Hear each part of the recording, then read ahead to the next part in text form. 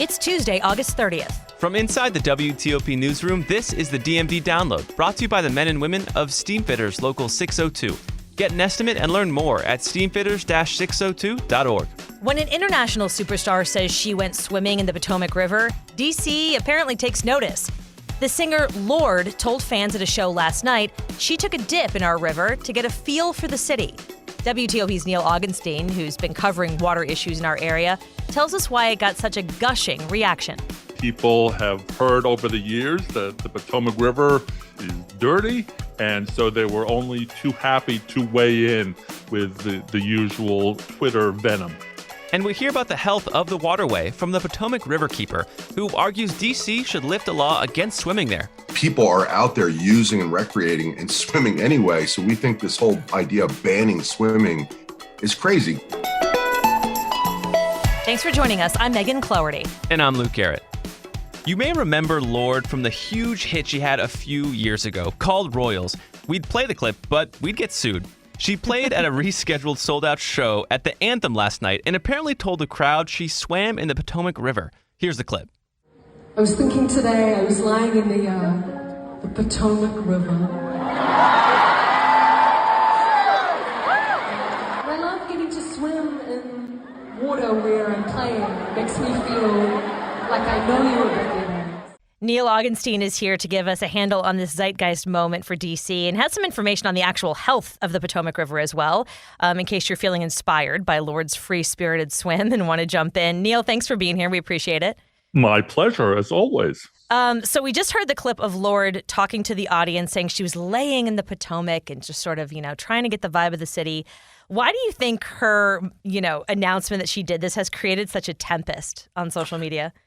Well, as is always the case, when somebody says something, Twitter leaps to its snarky feet, and in this case was hurling jokes about tetanus shots. The thought of Lorde swimming in the Potomac. I think that people have heard over the years that the Potomac River is dirty, and so they were only too happy to weigh in with the usual Twitter venom. Yeah. And, kind of behind that venom is the fact that swimming in the Potomac hasn't been legal since 1971. In fact, it's D.C. law that you can't swim in any city waterways, and that includes Rock Creek, due to high levels of pollution. This summer, the House passed D.C. Delegate Eleanor Holmes Norton's bill authorizing the Army Corps of Engineers to look into this and conduct studies about the Potomac and Anacostia to kind of see how clean it is and whether that 1971 law can really maybe be rolled back and people can swim one day. And mostly that bill is to assess the secondary drinking water source for the district, which we have actually talked to Neal about in a previous episode, if you want to check that out. D.C. has only 1 day of backup water supply, which is pretty unreal. But part of her bill is also to assess the feasibility of swimming in the Potomac and the Anacostia rivers. So, Neal, you spoke with the Potomac Riverkeeper. What did he have to say about all of this? The Lorde thing and, just how healthy it is. Well, the Potomac Riverkeeper, his name is Dean Naujoks. He says he was swimming in the Potomac River over the weekend, too, and he said he was glad that Lorde was availing herself to the nation's river. She probably went out on a boat and was just doing what a lot of other people do. Just go out there and they have floats and just people chilling in the river on a tube or whatever. And that's how people recreate and use the river. He says that typically the Potomac River is safe to swim in. It is still illegal to, quote, swim in the Potomac River and in any of the D.C. waterways, but it's not illegal to be in any of the D.C. waterways. So here's the difference. Yeah. Swimming would be if you were on the shore and you went swimming in. What is legal is that if you are attached to a vessel and wearing a life jacket, for instance, if you were in a boat and you went over the side of the boat and was floating on a tube or on a raft, then you would be okay. Huh. But swimming from the shore is still illegal. And of course, that's what the Potomac Riverkeeper is trying to change. The thought is that only people who are relatively well off can have boats. And the thought is that anybody should be able to make use of the Potomac River when it is safe and clean enough to use. Now, he did say that the Potomac River and any other river is not safe to swim in the 48 hours after rainfall because of what washes into the river. And of course, in the Potomac River, that is a very significant problem because of the combined sewer system that they have here in DC, where whenever it does rain heavily, raw sewage does flow into the Potomac River. Right. And we know during the summers, we have torrential downpours that do bring down quite a good amount of water. And Neal, I had this pressing question in my head. What is a river keeper? You know, I'm imagining someone that sits up on a bridge and just kind of watches over the river. But what do they actually do? Luke, that is why you are such a respected journalist. You ask the tough questions. I don't know. The Potomac Riverkeeper is an organization that takes it upon itself to be a liaison with all different groups to try to keep the Potomac River as safe as possible. There is the Potomac Interstate Commission, I believe it's called, and all of these different groups that do report to the government and do work with the government and the Army Corps of Engineers. It is, to me, the group that cares the most about the Potomac River. So all of these river keepers who have this mysterious job that you will still uncover someday, they are taking care of the nation's rivers. And we'll learn, obviously, I mean, hopefully, from Delegate Holmes Norton's bill from the Army Corps of Engineers, like conducting the study on the health of the river, if it is swimmable, if they decide to get rid of that law, the DC law that says you can't swim in the Potomac or the Anacostia. Clearly, Naujoks finds it okay to swim in it since he's swimming in it. But Neal, I mean, as a Washingtonian, I feel like for so many decades we've been told, oh gosh, don't go near that. I mean, because there's bacteria in there. It's so polluted. In my mind, it's like, even if someone tells me it's safe to swim in the Potomac, I don't know that I would. So I'm wondering if there's like an issue with communicating to the public this is safe, if it is safe. He has some hard numbers to back it up. The Potomac Riverkeeper has been doing weekly water quality monitoring, and they've been checking from May to October during the swimming months at several points along the Potomac River. And what they've found is that it certainly is safe enough to swim in National Harbor 85% of the time. The tidal basin is 95% of the time, and Washington Channel has an over 87% pass rate. Wow. The Riverkeeper posts the data to an app so people can look at it, and at 30 different locations over 60 river miles. So people who are going to the river that weekend know whether it's safe to get into the water or not. Of course, they're still not allowed to, quote, swim, but if they happen to take a dip while they're attached to the boat, that apparently is okay. And this is a law, we mentioned it. It was passed in 1971, but it does sound like people are taking dips in the Potomac River. River. Sound like it's being enforced, if right? they want to. Yeah, so I'm not sure if the Riverkeeper spoke to that, if he's outright full-throated encouraging, people to just take a dip, even though it might not be legal. I don't know.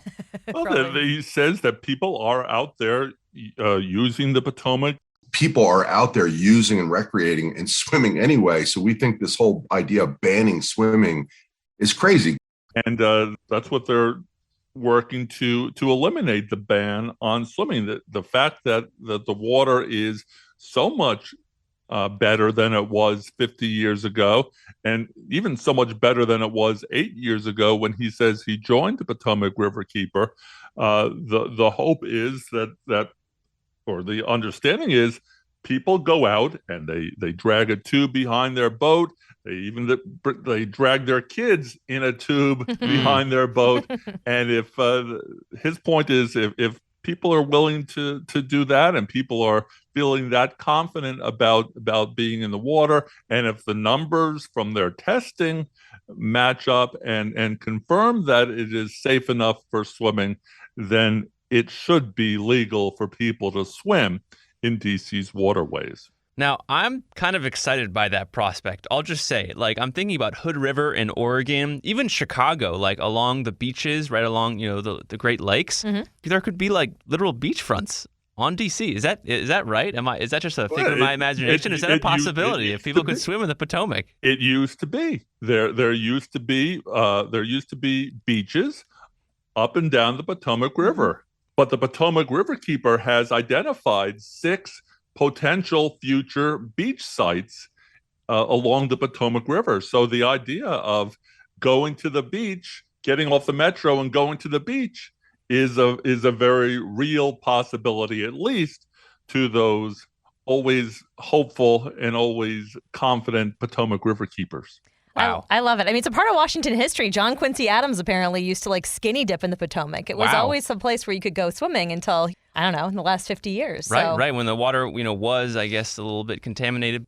Apparently, Lorde knew what she was doing, and we all need to get in line. Neal Augenstein, thank you so much for joining us and giving us a little background here on the health of the rivers.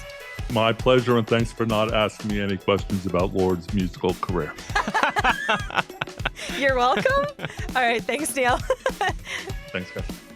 And after the break, how does Johnny Cash and yoga go together? You'll hear how after the break.